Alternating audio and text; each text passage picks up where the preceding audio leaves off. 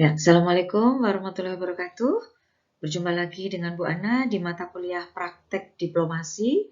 Minggu ini adalah minggu ke-15 dengan tema komunikasi diplomatik. Nah, seorang diplomat harus berkemampuan untuk menyusun ide dan mengungkapkan ide tersebut dengan kata-kata. Nah, apa itu bahasa diplomat? Jadi bahasa yang terkontrol secara emosional dan memakai kata-kata yang terpilih. Nah, seorang diplomat harus bisa membuat pihak-pihak yang ingin dipengaruhinya merasa senang, menaruh hormat, dan kagum kepada identitas yang melekat pada dirinya. Ya, karena seorang diplomat adalah representatif dari suatu negara. Yang tersulit dari komunikasi diplomatik adalah meyakinkan para pendengar bahwa dia paham tentang segenap kondisi yang ada dan memiliki cara untuk mengontrolnya. Jadi kontrol emosi itu sangat penting untuk seorang diplomat. Nah, ada dua orang diplomat Indonesia yang sangat disegani ya untuk diplomat di luar negeri, yaitu Kiai Haji Agus Salim dan Sultan Syahrir. Nah, itu memperjuangkan kepentingan nasional Indonesia, terutama kaitannya dengan pengakuan kedaulatan Indonesia di awal-awal kemerdekaan. Jadi kedua diplomat Indonesia ini sadar betul makna dirinya, untuk apa dan siapa yang diwakilinya, simbol-simbol apa yang bisa mendatangkan pengaruh dan memperbesar pengaruhnya dalam forum internasional. Ya, jadi ini bisa menjadi inspiratif ya untuk diplomat-diplomat Indonesia di masa sekarang. Nah, bagaimana tipsnya untuk menyampaikan komunikasi diplomatik ya di antara diplomat? Yang pertama, dapat menciptakan kesan pertama yang mendalam dengan bahasa tubuh, melalui sikap, dan juga perilaku interaksi. Bisa mempengaruhi persepsi dan pilihan-pilihan pihak lain dengan pemakaian bahasa dan juga simbol-simbol yang memikat hati. Nah, yang ketiga, menggunakan bahasa Inggris yang baik, karena sampai saat ini bahasa Inggris adalah komunikasi diplomatik yang masih dipakai. Nah, kemudian terkait pidato diplomatik atau diplomatic speech. Nah, salah satu tugas diplomat adalah menyampaikan pidato sesuai dengan misi dan tujuan yang hendak dicapai melalui kegiatan diplomasi tersebut. Nah, pidato ini biasanya dilangsungkan pada awal pertemuan oleh para utusan utama dan perwakilan kelompok dalam sebuah forum resmi. Nah, pidato diplomatik juga diberikan untuk menunjukkan posisi terhadap sesuatu. Ya, jadi topik apa ya yang mau dibahas dan kita berada pada posisi yang mana. Negara itu berada di posisi mana maksudnya, ya, terkait persoalan tersebut. Kemudian setiap kata yang disampaikan dalam sebuah pidato diplomatik itu akan ditafsirkan dan dimaknai oleh para pendengarnya.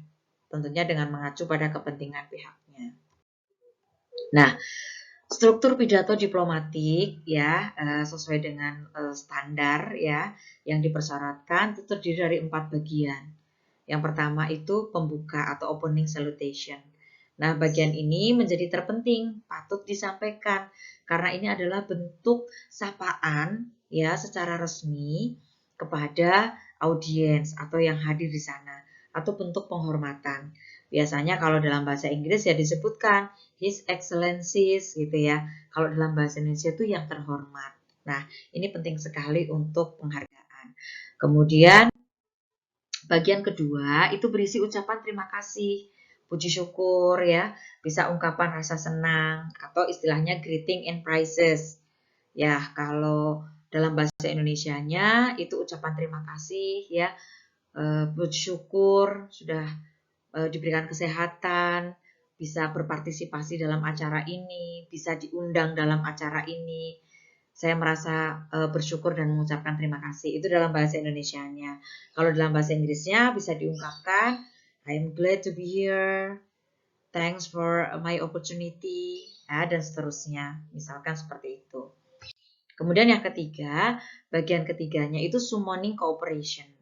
Jadi ini intinya, apa yang mau kita sampaikan, tujuannya apa, mengajak kerjasama apa gitu ya, kemudian pihak mana yang diajak kerjasama. Jadi jelas disampaikan purpose-nya. Kemudian pada bagian akhir itu conclusion atau penutup, kesimpulan lah, penegasan-penegasan dari apa yang sudah disampaikan. Nah, kemudian terkait bahasa negosiasi. Nah, bahasa negosiasi ini memiliki syarat-syarat komunikasi yang memang lebih rumit. Karena tujuannya tadi tidak sekedar mempengaruhi emosi, persepsi, dan juga semangat dari kelompok yang mau dituju. Tetapi diharapkan negosiasi ini bisa mencapai hasil konkret berupa perjanjian atau kontrak yang mengikat bersama. Ya, misalkan MOU ya dalam sebuah konvensi misalkan atau perjanjian internasional. Produknya seperti itu. Beda dengan pidato yang biasa. Ya, kalau pidato-pidato biasa itu kan setelah pidato ya sudah selesai gitu ya. Tapi kalau pidato diplomatik menggunakan bahasa negosiasi itu diharapkan menghasilkan sesuatu yang konkret, yaitu berupa tadi perjanjian internasional antara negara yang mau kita tuju. Nah, kemudian secara garis besar struktur komunikasi yang dijalankan dalam sebuah forum negosiasi itu setidaknya mencakup beberapa hal ini. Ada presenting an argument, jadi menyampaikan argumentasi ya. Kemudian menyampaikan opini. Kemudian yang ketiga ada agreeing and disagreeing, itu antara setuju dan juga tidak setuju ketika disampaikan sebuah mosi. Nah, ini harus dijawab dengan tepat tentunya dengan data-data yang ada. Kemudian yang keempat interrupting. Interupsi itu bisa dilakukan. Kemudian clarifying, kemudian questioning, pertanyaan ya. Kemudian tujuan atau proposal, persuading, persuasi, ada important dan certainly, ya, penting atau tidaknya, kemudian kompromi. Nah, itu ya secara garis besar struktur komunikasi yang ada dalam forum internasional. Ini biasanya terjadi dalam sidang-sidang organisasi internasional yang melibatkan banyak negara.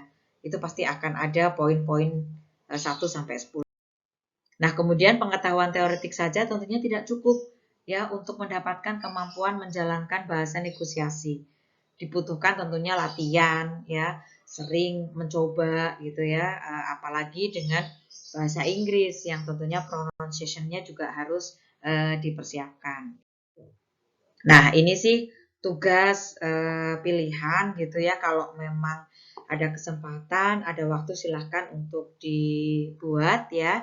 Dimana di sini adalah membuat naskah pidato diplomatik dalam bahasa Inggris. Jadi menggunakan negara yang dipilih, kalau yang reguler sudah memilih negara pada saat mata kuliah diplomasi. Mungkin kalau yang kelas non reguler, negaranya silahkan bebas saja. Kemukakan isu, ajakan agar negara lain mendukung apa yang kita inginkan. Kemudian setelah itu diupload di YouTube ya, dan linknya dikirimkan ke Learning Unwahas sebagai bukti kalau Anda sudah mengerjakan. Dengan durasi kurang lebih 5 menit lah. Kalau naskahnya kurang lebihnya 1 lembar saja. Untuk dress code-nya itu pakaian resmi ya, untuk pria menggunakan jas, untuk wanita menggunakan blazer. Nanti Ibu contohkan tugas-tugas atau karya dari kakak kelas Anda. Demikian yang Ibu sampaikan, mudah-mudahan bermanfaat. Wassalamualaikum warahmatullahi wabarakatuh.